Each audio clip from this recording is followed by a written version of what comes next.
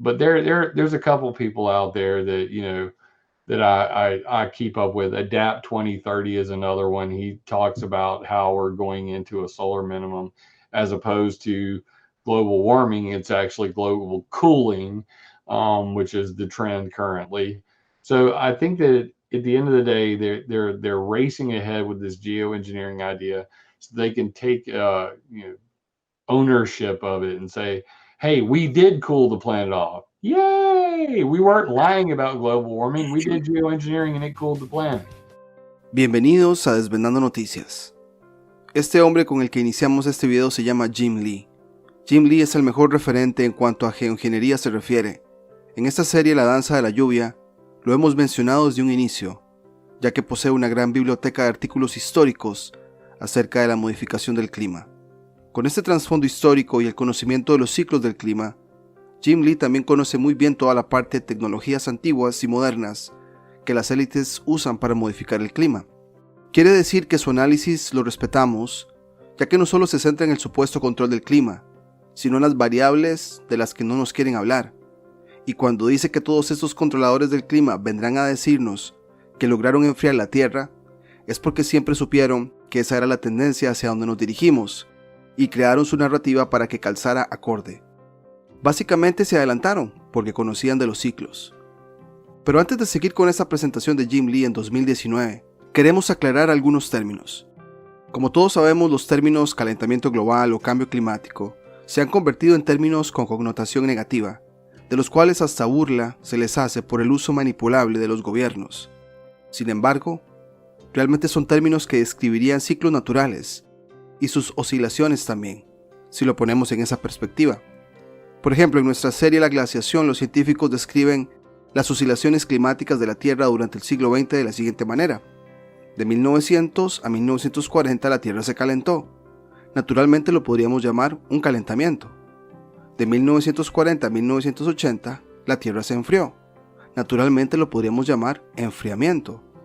De los 80s a 1998 se calentó de nuevo, o sea, otro calentamiento. Jim Lee continuará y usará estos términos no en son de burla o negativamente, pero con seriedad para poder explicar qué hay detrás de la geoingeniería moderna. Así que, acá está la continuación de la presentación y después continuaremos. Porque todo es cuestión de control. Es muy simple. Uno de mis escritores favoritos, Patrick Wood, escribió el libro Technocracy Rising y dirige un sitio web llamado Technocracy News. Y la tecnocracia se rige por el método científico. Y se trata del gobierno mundial que está gobernado por una junta de supervisores que crean una carga equilibrada, entre comillas.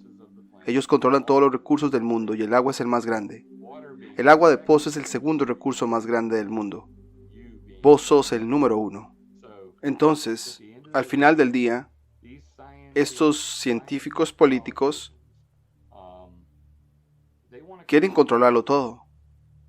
¿Por qué admitirías que podés controlar el clima al público cuando podrías simplemente ir allí y decir, hey, estos huracanes se deben al cambio climático y eso es culpa de ustedes? Ustedes necesitan cambiar su comportamiento. En 2008, el Departamento de Seguridad Nacional realizó un taller de modificación de huracanes, donde invitaron a científicos de ingeniería climática para hablar sobre cómo dirigir los huracanes. En la parte superior de la lista tenían a Moshe Alamaro, del Instituto de Tecnología de Massachusetts. Él dijo que echémosle hollín a los huracanes para guiarlos. Esto se basa en un trabajo anterior de 1976 llamado Absorción de polvo de carbono de la energía solar, y en el que Gray y un grupo de otros científicos dijeron que si arrojamos hollín en un huracán, el hollín es negro, será calentado por el sol, podríamos tomar las piscinas de carbón en los huracanes y calentarlas, y luego cambiar la dirección de un huracán o apagarlo. Stephen Salter, otro geoingeniero, ideó algo llamado Salter Sink, que es básicamente un tubo para aspirar agua fría desde el fondo del océano hasta la superficie, para enfriarla. Incluso se remontan a 1965 para restaurar la calidad de nuestro medio ambiente. Hablaron de poner cintas de películas de una sola capa en la superficie del océano para, ya sabes, apagar los huracanes, que es básicamente la idea de crear manchas de aceite para detener los huracanes. Cualquiera que pueda controlar el clima puede usarlo para bien o para mal. Y esa es la raíz del problema.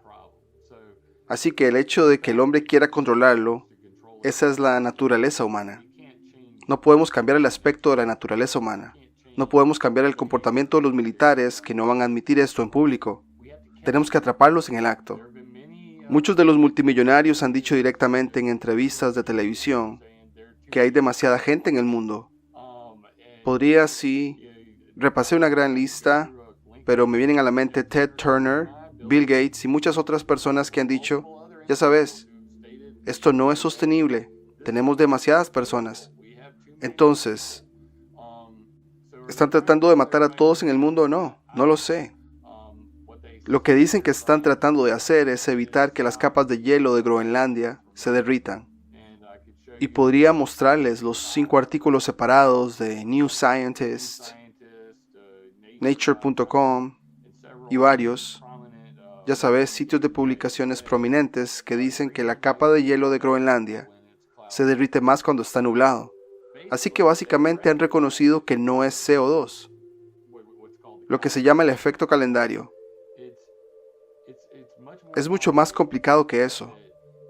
No toman en cuenta el gran mínimo solar, el gran máximo solar, la formación de nubes. Y aquí está la peor parte, ya sabes. La mayor solución para el calentamiento global es la gestación de la radiación solar mediante geoingeniería, o lo que ellos llaman geoingeniería solar, ingeniería climática, inyección de aerosoles estratosféricos. Todas estas ideas son para crear protectores solares. Consiguieron imitar lo que hizo el monte Pinatubo cuando entró en erupción. Bajó la temperatura de la Tierra como 2 grados centígrados y dijeron, bien, así es, vamos a imitar volcanes. Entonces, supuestamente David Keith va a tener un experimento en cualquier momento llamado Strato Cruiser o Scope X, donde van a rociar químicos en el cielo para intentarlo. Y están tratando de legalizar esto a nivel mundial para que puedan salvarnos del cambio climático, salvarnos del calentamiento global, poner temporalmente un protector solar en el cielo. Bueno, adivina, ¿qué están haciendo ya? Lo han estado haciendo durante más de 60 años y no tienen idea de cuáles son los efectos reales. Hubo un gran documental llamado The Corporation. Se trataba de, te da las 7 razones por las que podría ser clasificado como un psicópata. Y cómo las corporaciones cumplen con las 7 clasificaciones. No les importa, ya sabes, los efectos que causan a los demás, y la lista continúa. Y realmente los científicos del clima son de la misma manera. Trabajan en su burbuja. Cuando empecé a debatir a Ken Caldeira, uno de los mejores científicos de hecho, dirige un fondo de Bill Gates llamado Fondo de Innovación para la Investigación de Energía Climática. Bill Gates le da dinero a Ken Caldeira y a David Keith, y ellos se lo reparten a todos esos otros científicos, ya sabes, que suplican dinero de Bill Gates para la subvención de sus proyectos. Así que estaba debatiendo con Caldeira y dije, esto podría usarse con fines militares, esto podría usarse para esto y esto y esto. ¿Y por qué tenés una patente para dirigir huracanes con su nombre y el de Bill Gates? Quiero decir, ¿estás haciendo geoingeniería o estás modificando el clima? Entonces al final del día le argumenté que la geoingeniería era solo una forma de eludir las leyes internacionales que ya están en los libros para la modificación del clima. Entonces, si lo llaman geoingeniería y no lo llaman modificación del clima global, de repente ninguna de estas leyes se aplica a nosotros. Necesitamos escribir nuevas leyes. Y eso es exactamente lo que han hecho. Pero hay un tipo llamado Ben Kravitz y Alan Robock. Alan Robock propuso 27 razones por las que la geoingeniería es una mala idea. Y Ben Kravitz es uno de los principales moderadores, ya sabes, de cuáles serían los efectos de la geoingeniería si realmente la implementaran legalmente. Y el efecto más grande es que se secaría el hemisferio sur y hacer que el hemisferio norte sea más húmedo, lo que significa que habría mucha gente muerta en el hemisferio sur y mucha gente mojada en el hemisferio norte. Así que, literalmente pusieron en el foro SRM, Geoingeniería de King Caldeira, cómo lidiar con los perdedores. Esto es lo que llamamos gobernanza de geoingeniería. Los perdedores son los muertos. Los perdedores son las personas cuya lluvia nunca volverá a caer en su isla. El análogo natural de esto es que cuando los volcanes estallan, tienden a secar la cuenca del Amazonas. Entonces ya saben que esto pasa cuando los volcanes estallan. Están tratando de imitar volcanes para prepararse para el trabajo. ¿Qué pasa cuando secas lo que es el bosque más grande del mundo? Quiero decir que no entienden las ramificaciones de lo que hacen. Entonces lo que trato de hacer es mirar la historia y ser pragmático al respecto. De esta manera tuvimos un cambio climático en Estados Unidos en los años 30. Se llamaba Dust Bowl. ¿Y qué hicimos para solucionarlo? Esa es la parte que la mayoría de la gente no sabe. Básicamente plantamos 220 millones de árboles. Esos 220 millones de árboles terminaron, ya sabes, salvándonos de lo que se llamó el cinturón de protección de las grandes llanuras. Y quiero leerte esto. Para 1942, 220 millones de árboles han sido plantados extendiéndose 18.600 millas en una zona de 100 millas de ancho, desde Canadá hasta el río Brazos. Incluso a partir de 2007, la respuesta federal al Dust Bowl, incluido el Programa Forestal de los Estados de las Praderas, que plantó el cinturón protector de las grandes llanuras y que creó el Servicio de Erosión del Suelo, que representa el esfuerzo más grande y más enfocado del gobierno de los Estados Unidos para un problema ambiental hasta el día de hoy. Así que detuvimos columnas de polvo masivas, tormentas de polvo, granjas devastadas, y todo esto al plantar árboles. ¿Y qué hemos hecho? Desde entonces, la mayoría de esos árboles han sido talados.